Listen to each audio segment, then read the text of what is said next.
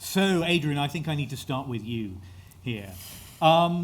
Peter Pan is one of those stories that doesn't really have a kind of solid original version, does it? It's kind of strange and amorphous, rather, isn't it? And I wonder whether that helped in all the decisions you had to make about how to work on this story, the surgery you had to perform on it. Yeah, I hope it helped. There are a number of versions, as you say. Barrie kept working on it. I wouldn't like to claim that gave me complete leave to do as I wanted, but I do think it probably means that you can pick and mix a little bit at the very least. And I certainly didn't. I felt that the time was right to do something that was in the classical tradition, but also a little bit different. So hopefully that worked. And the present day, how quickly did that emerge into what you were doing? I just can't remember when that started. I seem to remember talking to Stewart once and saying, because we had already decided we wanted to do Peter Pan, and because I mean we both loved it, and Stewart had an association already with Great Ormond Street and with Peter Pan, and I sort of felt we've got to do something different, because I felt in the theatre it still works triumphantly in its original version. I felt that movies, TV needed something different, that perhaps Pixar and Disney and people have changed the game a little bit.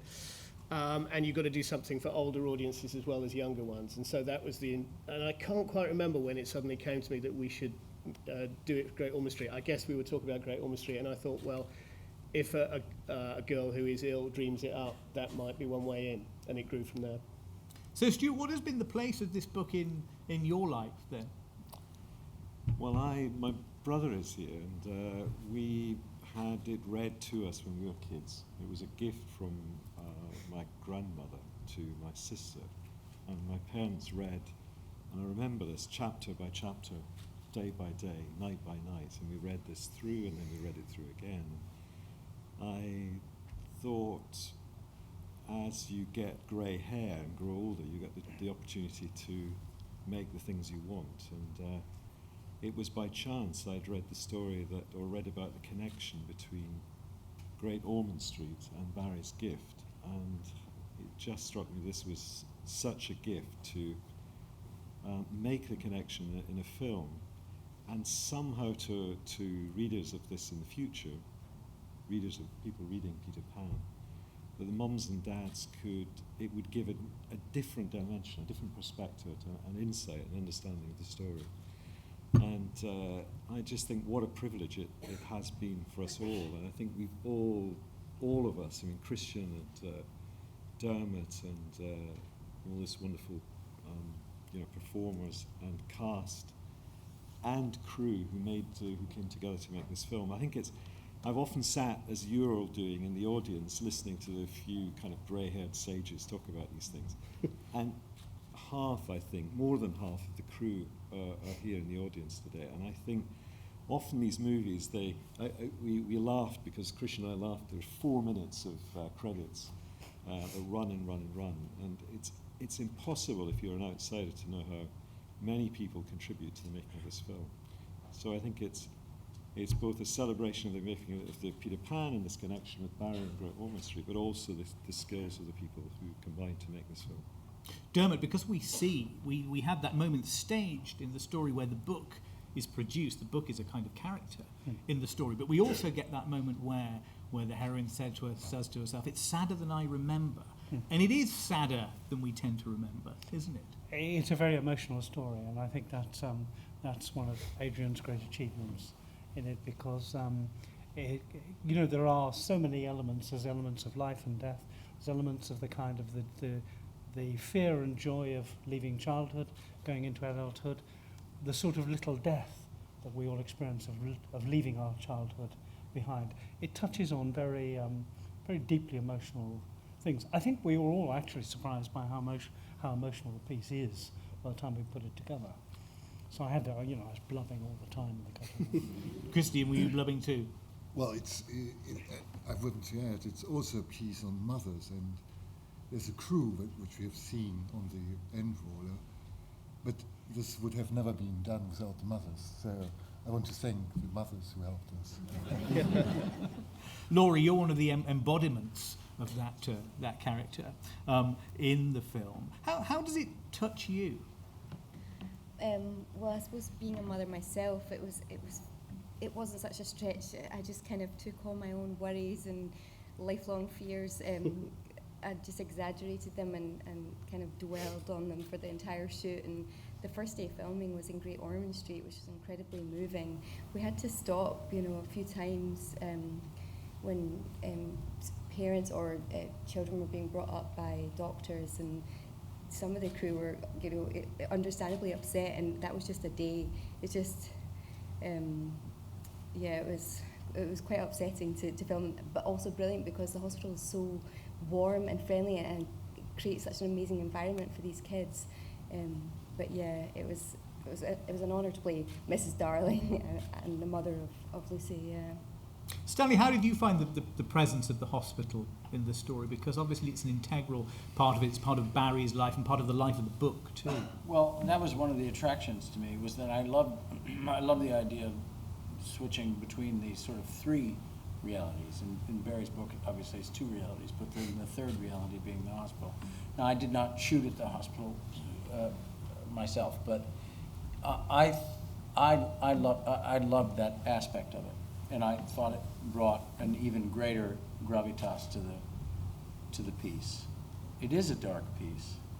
It's a sad piece. There's a sadness to it, and yet there's this kind of there's a hopefulness to it too. But I thought that the hospital only added to both of those aspects. Adrian, there is a sadness and a strangeness about this book, which some adaptations maybe don't emphasise quite as much as this one, don't put at the heart of the story. I just think it's very strange. There's something curious about Peter Pan as an experience. If you see the full production in the theatre, and I think I saw it in the early 80s, and that was really revolutionised when I think about it. And also Andrew Birkin's The Lost Boys, which is a remarkable TV series and book about Barrie. And there's something odd because kids love it because of the adventure and everything, and the flying and all the stuff that we would expect. But I've seen grown-ups in tears, and you often think, and I've been in tears, when I was adapting it, not just at my own efforts, I hasten to add, but just the whole thing of of trying to figure out why it's so sad. And it is this extraordinary ability Barrie had to be both very funny at times, very dry, very droll, and also to put his finger on something extraordinarily sad about our passage through life. And it is a very mysterious effect. You can't exactly say it's a sad piece, because that would be wrong. I think people don't think of Peter Pan as sad, but there is something sad at its core as well. Peter is both joyous, but also there is something very tormented about him. The fact that he won't grow up, but he's escaped from the adult world, but there are drawbacks to that. I find it, for such a simple story, endlessly complex. What do you make of its complexities, Dermot? Because, perhaps this is a story that stirs things that, maybe Barrie wasn't even quite aware of what he was dealing with here. There's it's somehow slightly beyond comprehension or description, isn't it? It is. The core of what everybody believes started the idea, that Barrie's mother would talk to him, and Barrie would be aware that he thought that she was actually talking to the dead brother. That is an extraordinary thing. And that Barrie continued to give her comfort by actually entering into that fantasy. That's all very strange, dark, and I suppose emotionally responsive to the mother, but damaging as well. And then, Barrie's life with the Llewellyn Davis boys, the Lost Boys, all of that was steeped in tragedy. So it's unsurprising that he's managed to mix these things so thoroughly. What's your take on what kind of stirs beneath the surface of Peter Pan, Stanley? Because playing Captain Hook, you have to manage some of the odder complexities of this. You're playing a character who's very funny, very dry, sympathetic, but also somebody who can casually cut a throat. There's a psychology to him, isn't there? Yeah, there's a psychology and a he's also a psychopath. Captain Hook is one of the, which is why I jumped at the chance, and I'm not going to pretend that, any actor who says they don't want to play Captain Hook is lying to you. Laura, do you want to play Captain Hook? I'm sorry? Laura, do you want to play Captain Hook? No, I do. Oh, you do? Yeah. I know. Next time we'll switch. But it's a great role because it is so complex, because he's obsessed with his mother. He's a child, and yet he's the most ruthless person on earth. He's a child's nightmare, but in a very exciting way too. The child wants to be confronted with Captain Hook, and yet it's the thing that he or she fears most. What greater role to play? I loved that it's, the doctor who is Captain Hook, and that made me very happy. And as I said before, just going back and forth between those three realities is a really wonderful, a wonderful experience for an actor and a challenge for an actor. I think the complex psychology in Barrie's writing, there's a clumsiness to it in a way in the writing. You're never quite sure where you are, where you stand. You never quite know what's real or what's funny or what isn't funny. Even Mr. Darling is sort of odd in his humor. It's funny, but it's almost coarse at the same time. It's clumsy. But that, again, is really challenging as an actor. I think what you did in the script was a very, very difficult thing, but I think you pulled it off brilliantly. Thank you. And that was the thing I think that attracted all of us to it, was that wonderful psychological complexity to not just somebody like Captain Hook, but all of those characters. And I remember when my kids were young, one of the things that we always did was we played Captain Hook. You didn't have to play Peter Pan. You played Captain Hook because that's the danger. That's the scary bit, and the kind of the most palpable scary bit. Peter Pan there's a sort of ephemeral intellectual aspect to it, whereas Captain Hook he's just bad. He's just bad, but he also has this. We're also given the reasons, aren't we, Stewart? We're given the explanations for how he got that way. I mean, he is, of course, the most disliked fictional Etonian in Britain, isn't he? Well, yeah, fictional, yeah, right. I think being a Scot, to have the kind of joy of listening to the strange man that Eton has created, this posh school, posh English school, gives me a sort of a real pleasure. So I kind of enjoy it in that way, and there's definitely a kind of Scottish bonding between some of us and What? kind of perspective on this. But If there's any old Etonians in the house, they should leave now. But one of the things we've missed, which is just to talk about the children, I think, which is such a challenge for Dermot and for everyone in the crew to work with this group of children who I think are, and young men and women who are so talented. And I think that we're on the stage, but we've just been watching a group of young, hugely talented actors, and many of whom are in the room right now. And one of the things that we all, Dermot and Adrian, Christian and I felt was really important is that the children who were in this film came from different parts of our country, different parts of the UK, and that would give us different voices, because often, certainly in my perspective and memory of the various Peter Pans I've seen in the theatre and on television, is that they tend to be posh London kids. And I think that the film itself represents a ton of diversity, a kind of a world of children. Nothing posh about our love. Nothing. Yeah. And the other, I just wanted to add that one of the things that I don't know if any of the mums who looked after the children were aware of, but boy, we were advised, don't bring the mothers on set. We should just take the children and leave the mums and dads behind. But that became part of the fun of making the film. It was really a pleasure, and I genuinely mean this, a privilege to work with. I mean, there were some hilarious aspects of it. I mean, young Woody, I will point out, down there, who, everybody, everybody will know that he's pretty young, and we have very firm rules about how long we can work children on the set.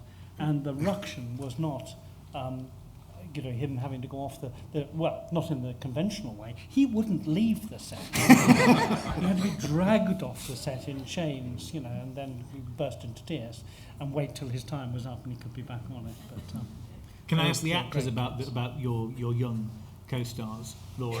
How was that experience? Well, people always say that you don't work with children and animals, but I love working with children. I don't love working with animals, but I do love working with kids. What was wrong with our dog?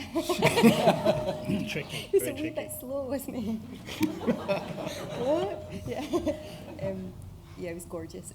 No, but they're so open, and they're not in any bad habits, and they're so instinctive, and they kind of don't fall into old patterns. They don't do safe moves. I always get inspired by kids. I love acting with them, especially these ones.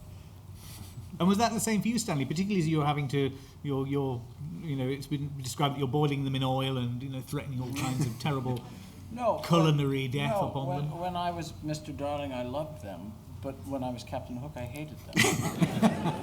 It's the way I work. No, they were extraordinary and very patient.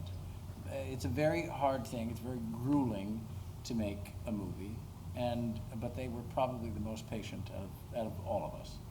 They were great and funny and charming and obviously very good.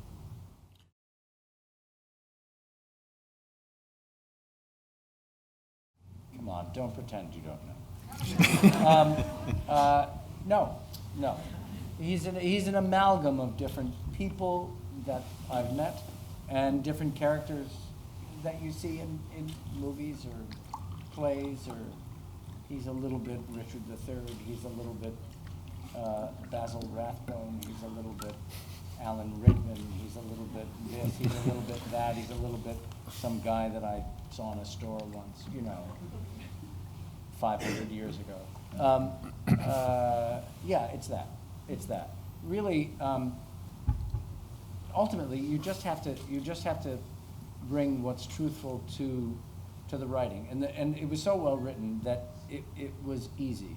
But also, I think the key thing is he has to be really dangerous and really scary, and then at the next moment, you have to absolutely pity him. He can't be so frightening that we want to change the channel. Do you know what I mean? But there is no one in particular.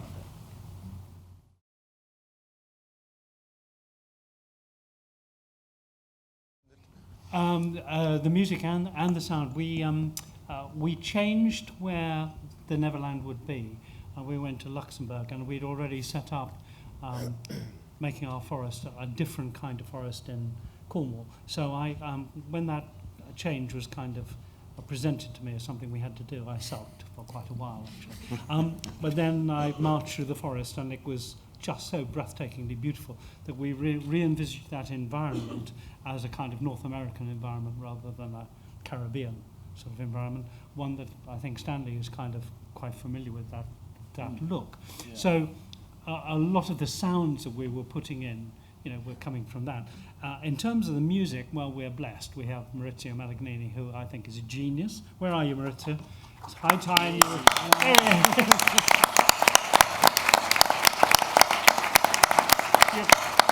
You'll never guess that he's Italian and quite shy as he shoots to his feet. I just think he's an absolutely wonderful composer. And he grasped the film and produced a soundtrack that is, rivals big screen spectacle, and also he can bring it down to really reflecting the emotional heart of it, and I don't think he gets in the way at all. So, he's one of the people in the room I think we're going to be hearing a lot more from. Could I just, in case nobody asked me, could I just, talking about people we'll hear more from, could I just draw your attention to Zach and Hazel? We've praised the kids, but these two are people to watch. You will be seeing them again. They are, to my mind, just wonderful actors. And one of the great things about watching them on the set is that Stanley and Laura and the other actors just treat them like adult actors, because that's how they work. So I think they're fantastic.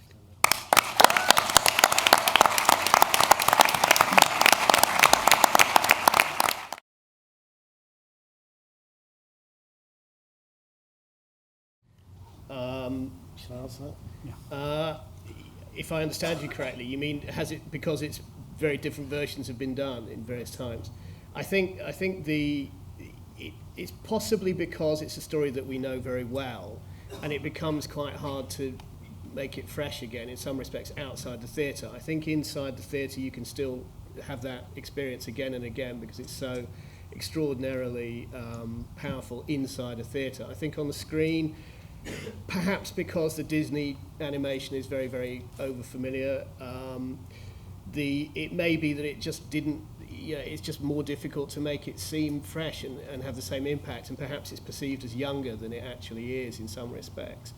So, because obviously, there's the pirates and everything are enormous fun. I should mention them. We haven't mentioned them. They're great, by the way, lovely pirates. Thank you very much, guys. And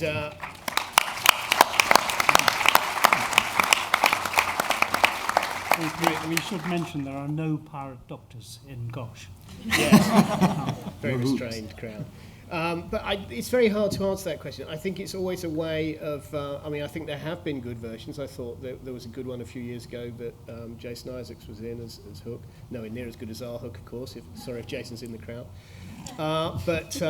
It's just that it's quite hard to do in a way that you feel fresh. I mean, obviously, you're being very kind, and I hope you like the film. You try and bring something new to it. I think it needs that, but I think at the same time it should be the proper story, so far as it can be. But there are parts of the play I think one can cut. I'll find out. I'm sure people will remind me that I can't. But I think not all the play is sacrosanct, but the heart of the play is sacrosanct. The heart of the novel is very important to retain that spirit. It has been done many times in different ways. But I think you need to keep hold of the central themes very much so, personally. So it's catching that, for better or for worse.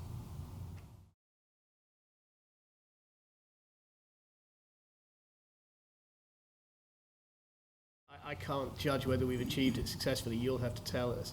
It's as simple. I think that I don't want to overstress the dark thing because I think it's also funny and charming and full of adventure. I don't want to make it sound like it's Strindberg or something. But it is, I think because Great Ormond Street is so intimately associated with the play, because it's about children, because it's about risk. Barrie clearly had some preoccupations with dark themes as well as the funny. He loved childhood, but he was painfully aware that childhood ends, and that when he lost interest in people a bit when they grew up.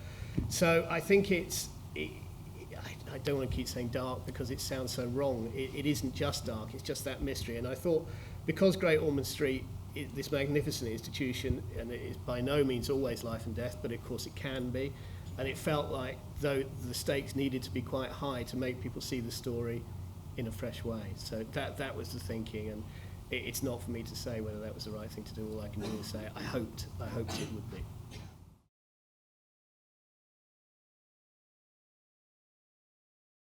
All of them, I think.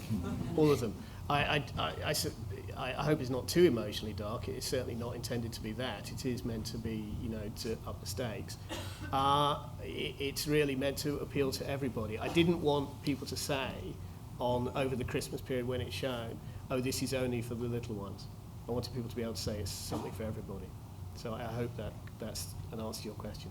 It's for viewers of reading age, though, really, isn't it, Adrian? I mean, the decision to caption Tinkerbell, for instance, that sort of imposes a kind of to a degree, yes, it? but you can take different things, I think, from all those moments.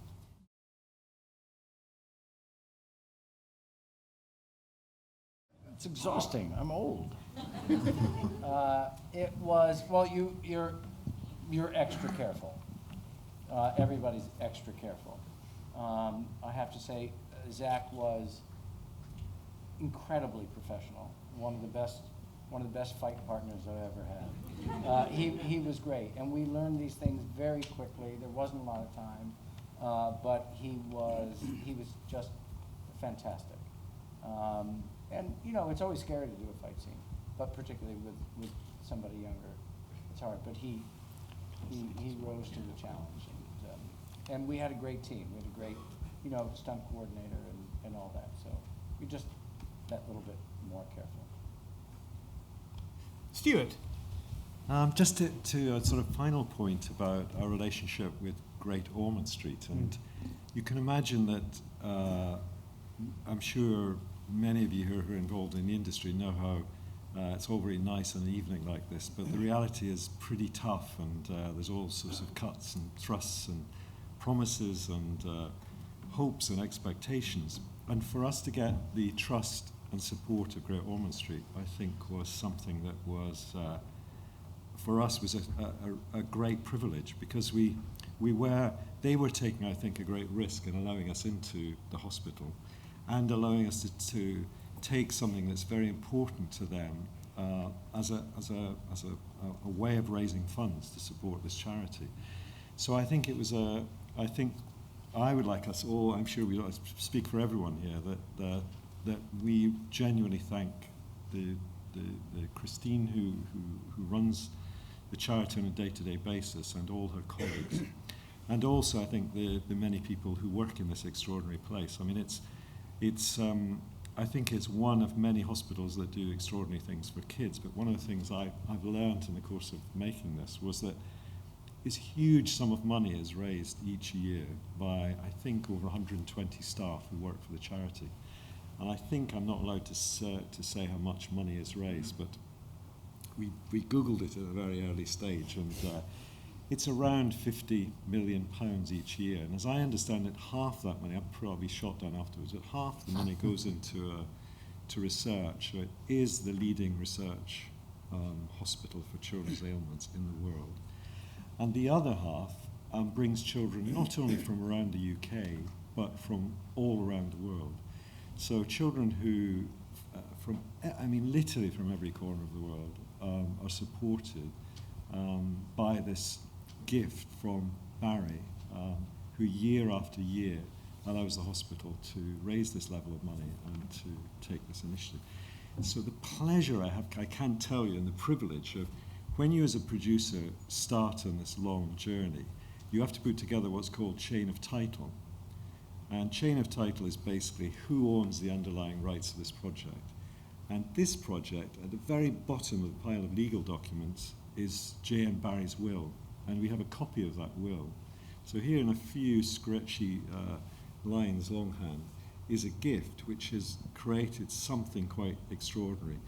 And people will probably remember the opening of the Olympics and the evening of the opening event, which was written by Frank Cottrell-Boyce. He put at the centre of the kind of British ethos was Great Ormond Street Children's Hospital. So for us to be it's a small film sitting on the pile of chain of title, just adding to this extraordinary story and hopefully kind of benefiting in some way the work of Great Ormond Street. A very good point on which I'm afraid we have to end. So would you please thank our panel here this evening: Stewart Mackinnon, Baute, Diarmuid Lawrence, Adrian Hodges, Stanley Tucci and Laura Fraser. Thank you.